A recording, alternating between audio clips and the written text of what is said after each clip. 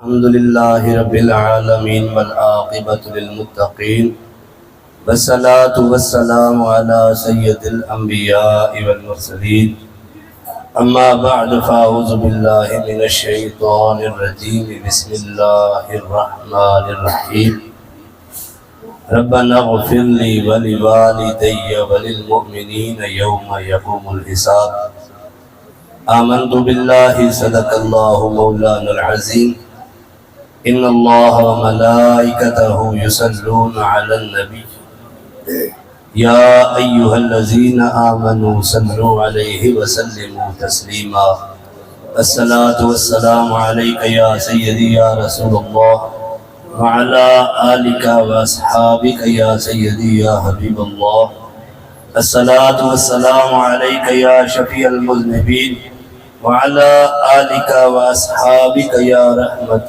للعالمين. حمد و صلاة کے بعد نہایت ہی واجب الاحترام حضرت رزاق نقشبندی صاحب، جمیع خلفائے کرام، علماء ذی وقار، جماعت اصلاح المسلمین لاہور زون 1 اور زون 2 کے عہدیداران، روحانی طلبہ جماعت کے مرکزی، صوبائی اور ضلعی عہدیداران، سامعین و حاضرین، السلام علیکم ورحمۃ اللہ وبرکاتہ.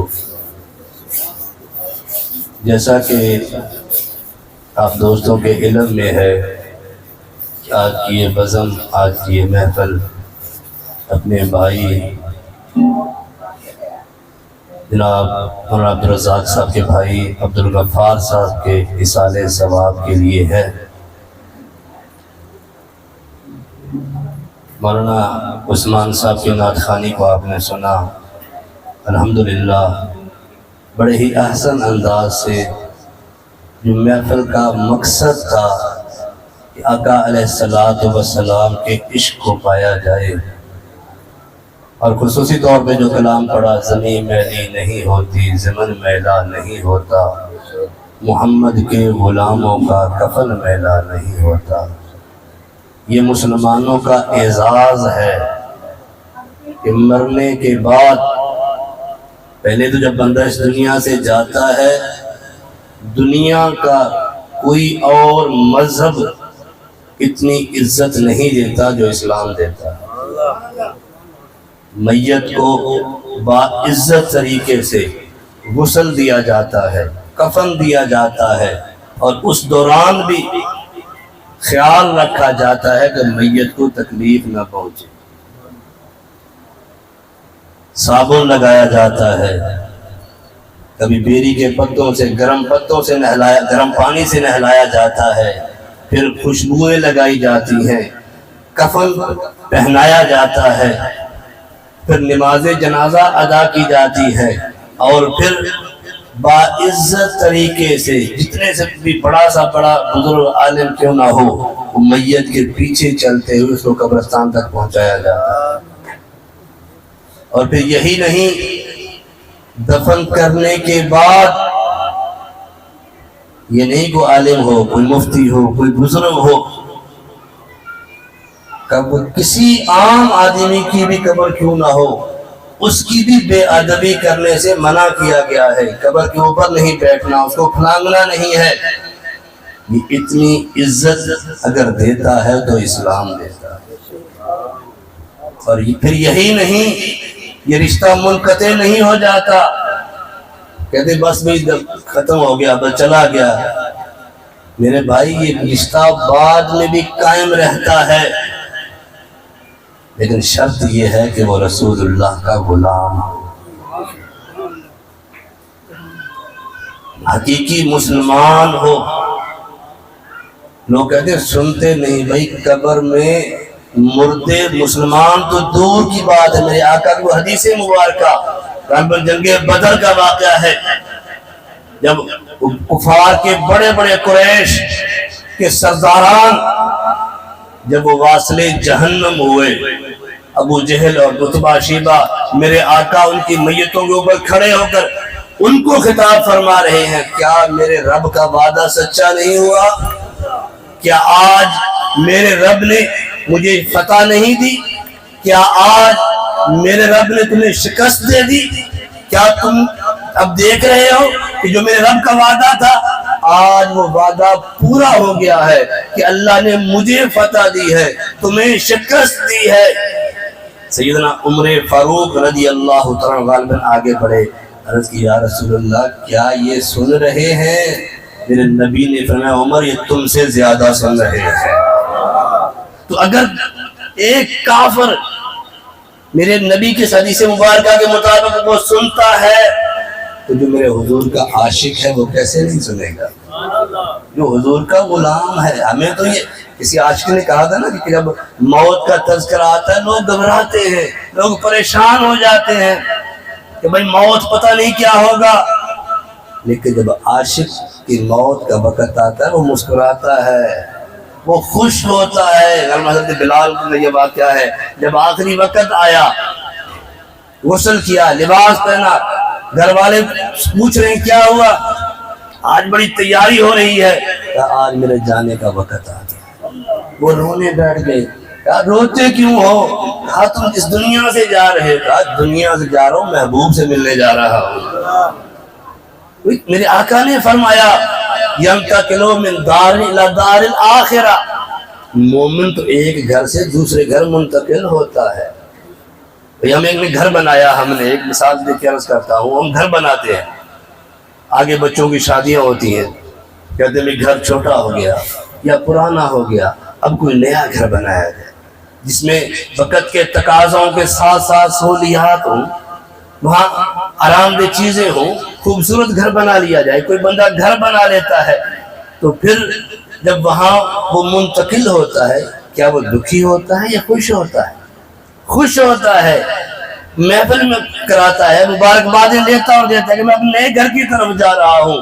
تو میرے نبی نے فرمایا اب دنیا، یہ دنیا آخرت کی کھیتی ہے، اور یہ دنیا یہ ایک کمائی کا ذریعہ ہے، تو جو کچھ یہاں کماؤ گے اس کا صلہ اللہ تمہیں آخرت میں عطا فرمائے گا۔ جس نے آگے اچھا گھر بنایا ہوگا وہ تو خوشی کرتا ہوا جائے گا، وہ تو جشن مناتا ہوا جائے گا، لیکن جس نے اپنی زندگی اللہ اور اس کے حبیب کے فرمان مطابق نہیں گزاری ہوگی تو اس کو رونا پڑے گا۔ میں عرض کر رہا تھا، آپ سن رہے تھے عبدالغفار بھائی کی نعت، یہ 2-3 نعتیں اور بھی میں نے ان کی سوشل میڈیا پہ سنی، ان کی محبت، ان کا عشق۔ میرا تو یقین یہ کہہ رہا ہے کہ وہ آج ہماری اس محفل میں بھی موجود ہے اور اس منظر کو دیکھ رہے ہیں۔ یہ اللہ اپنے بندوں کو یہ طاقت اور قوت عطا فرمائے، اللہ کی عطا، جس کو چاہے عطا فرمائے۔ تو یہ مقصود کیا ہے کہ آقا علیہ السلام کے قرب کو پا لیا جائے۔ اور الحمدللہ باسط بھائی جو بتا رہے تھے، یقیناً ہم بھی 22-23 سال مجھے بھی یہاں لاہور میں قبلہ مولانا عبدالرزاق صاحب کے بھائیوں سے رابطہ ہوا، اور یہ جو انہوں نے کہا اس سے زیادہ بڑھ کے ہم نے پایا، اور یہ ایک خاندان نہیں، ایسے کئی خاندان آپ کو ملیں گے جن کی تربیت میرے سجن سائی نے کی۔ ایک وقت کے اور اب اللہ کے ولی کا کام ہی یہ ہوتا ہے وہ بازو پکڑ کے رسول اللہ کی بارگاہ میں پیش کر دیتا ہے۔ ایسے ہزاروں خاندان آپ کو ملیں گے جس نے اس ولی کامل کی نظر کو، جو کسی عاشق نے کہا تھا طیبہ سے منگائی جاتی ہے، سینوں میں چھپائی جاتی ہے، توحید کی میں پیالوں سے نہیں نظروں سے پلائی جاتی ہے۔ جب اس توحید کی میں کو پیا، سجن سائیں کی اس فیوز و برکات کو حاصل کیا، پھر آقا علیہ السلام کے عشق کو پا لیا۔ مقصود آقا کی محبت ہے، مقصود آقا علیہ السلام کا عشق ہے، اور یہ اولیاء اللہ یہ تمام سلاسل جو نقشبندی، چشتی، قادری، سہروردی، ہمیں سندھ کے بزرگ ہیں شاہ عبداللطیف بھٹائی رحمۃ اللہ علیہ مثال دے کے سمجھاتے ہیں کہ محل ہکڑو در گھنا، ان کا ایک شعر ہے جس کا مفہوم یہ ہے، ایک بڑا خوبصورت محل ہو، اس کے مختلف دروازے ہیں، کسی بھی دروازے سے آؤ گے تو اس محل میں پہنچ جاؤ گے۔ یہ نقشبندی، چشتی، قادری، سہروردی یہ فیض نبوت کے محل ہے، یہ آقا علیہ السلام تک پہنچنے کے ذرائع ہیں۔ جس بھی سلسلے سے وابستہ ہو جاؤ گے وہ تمہیں بازو پکڑ کے رسول اللہ کی بارگاہ میں پیش کر دے گا۔ اور جب آقا کی بارگاہ میں پیش کر دیا، آقا کی محبت کو پا لیا، اس کے بعد کسی اور چیز کی ضرورت ہی نہیں ہے۔ حضرت ربیعہ رضی اللہ تعالیٰ عنہ آقا علیہ السلام کے ساتھ رہتے تھے، وضو کرواتے، خدمت میں رہتے، آقا کو جس چیز کی ضرورت ہو میں فوراً وہ چیز حاضر کروں۔ در رحمت جوش میں آیا، میں صلی یا ربیعہ، اے ربیعہ مانگو کیا مانگتے ہو؟ قربان جاؤں حضرت ربیعہ کی عظمت پر۔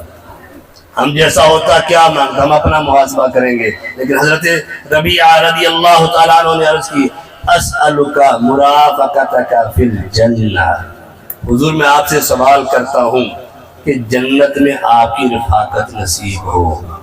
جنت تو آپ کے قدموں سے مل جائے گی، جنت تو آپ کی نسبت سے غلامی سے مل جائے گی، لیکن جنت بھی وہ چاہیے جس میں آپ کا ساتھ نصیب ہو۔ میرے آقا تشریف فرما تھے، چند صحابہ حضور کی خدمت حاضر ہوئے، حضور پریشان ہے۔ میرے آقا نے کیا ہوں پریشان؟ حضور جنت تو ہمیں مل جائے گی، جو آپ نے ہمیں بشارتیں اور جو آپ نے اس کی خوبیاں جنت کی بیان کی وہ تو مل جائیں گی، لیکن جب جنت میں یہاں جب بھی پریشانی ہوتی ہے، جب بھی کوئی دکھ محسوس ہوتا ہے، وہ دعا کے